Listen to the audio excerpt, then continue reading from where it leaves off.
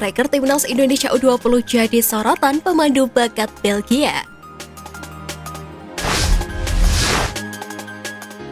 Striker timnas Indonesia U20 Hoki Caraka mendapatkan sorotan dari pemandu bakat asal Belgia yang bernama Jacek Kulik. Sebagai informasi, Jacek Kulik memiliki segudang informasi terkait para pemain muda potensial, bahkan dari berbagai penjuru dunia. Melalui akun Twitter pribadinya @ftalentscout, Jacek Kulik memberikan rating 6,5 dari 10 untuk Hoki Caraka. Dalam keterangannya, Hoki Caraka disebut punya kekuatan dalam kecepatan, akselerasi, finishing, pergerakan, insting, heading, hingga agility. Dengan bakat yang dimiliki oleh Hoki, Jacek Kulik menyebut permainannya mirip dengan striker asal Italia Ciro Immobile.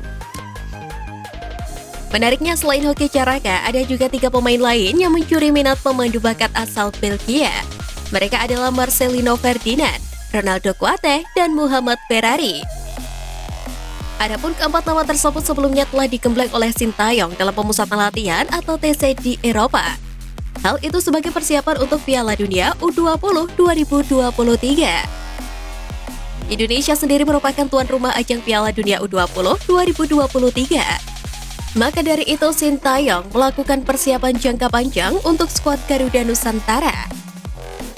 Terlepas dari itu, Sintayong kini sedang berfokus dengan timnas Indonesia senior di Piala AFF 2022. Tim Merah Putih bakal berjuang keras untuk merealisasikan target juara di edisi kali ini.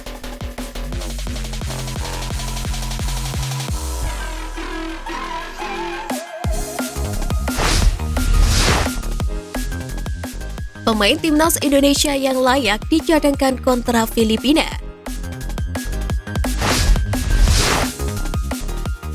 Pertama, Witan Sulaiman. Witan Sulaiman adalah salah satu pemain yang performanya jauh dari kata maksimal ketika berjumpa Thailand. Pasalnya, Witan sudah terlalu sering membuang-buang peluang. Bahkan saat gawang sudah kosong dan tanpa penjagaan, Witan tak bisa menceploskan bola untuk mencetak gol. Sejauh ini, Witan menjadi pemain paling banyak mencetak tembakan ke gawang. Tetapi hanya ada 1 gol yang bisa dicetak oleh pemain AS Trencin ini. Pada laga berikutnya, Sintayong perlu memarkir Witan untuk memberikan kesempatan kepada pemain lainnya.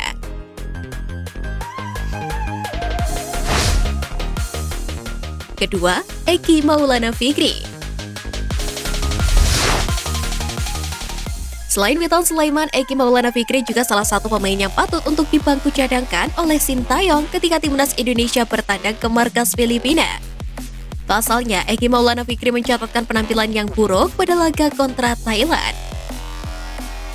Meski telah mencetak 2 gol sejauh ini dalam beberapa momen, Eki sering melakukan kesalahan dan kehilangan bola. Hal inilah yang membuat alur serangan skuad Garuda tak berjalan lancar. Oleh karena itu, pemain yang berstatus tanpa klub ini layak untuk diistirahatkan sementara oleh timnas Indonesia.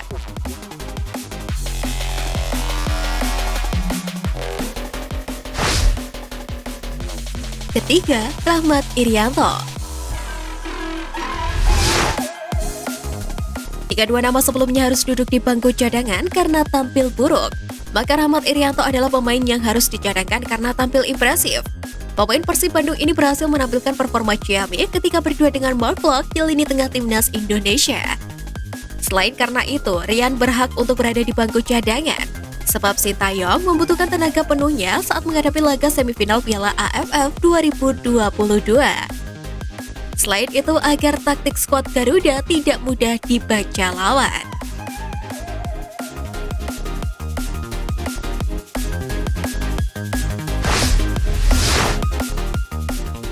Oknum supporter timnas berulah Federasi Sepak Bola Thailand bakal kirim protes resmi ke AFF.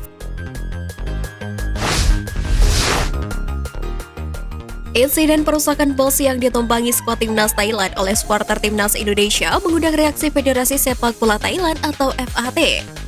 Diketahui FAT pun langsung mengumpulkan bukti untuk dikirim ke Federasi Sepak Bola Asia Tenggara atau AFF. Pernyataan tersebut disampaikan oleh Sekretaris Jenderal FAT, Patit Supapong, saat diwawancarai oleh media Thailand, Mainstay. Asosiasi mengirimkan banyak bukti ke tim manajemen sejak malam pertandingan. Asosiasi telah menginformasikan kepada Indonesia untuk memperhatikan secara khusus.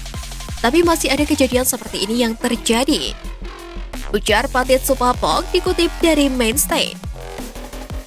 Bahkan media Malaysia Makan Bola yang menyebut PSSI bisa disanksi FIFA atas kejadian ini. Hal itu berkaca dari PSSI yang pernah mendapat sanksi FIFA pada 2 tahun lalu usai supporter Garuda melakukan keributan di laga Timnas Indonesia versus Malaysia yang terjadi pada ajang kualifikasi Piala Dunia 2022. Sintayong sendiri selaku pelatih Timnas Indonesia melontarkan pernyataan serupa usai pertandingan yang berakhir imbang 1-1 tersebut. Sintayong mengaku khawatir ada serangan balasan ke Timnas Indonesia saat melakoni laga tandang Piala AFF 2022. Mengingat Timnas Indonesia nantinya akan bertandang ke Filipina pada Senin 2 Januari 2023. Sintayong mohon kepada para supporter Timnas Indonesia untuk sportif dan ramah dalam menyambut tamu. Sebab pelatih asal Korea Selatan tersebut tidak ingin dicabutnya izin penonton hadir ke stadion akibat dari oknum yang tidak bertanggung jawab tersebut.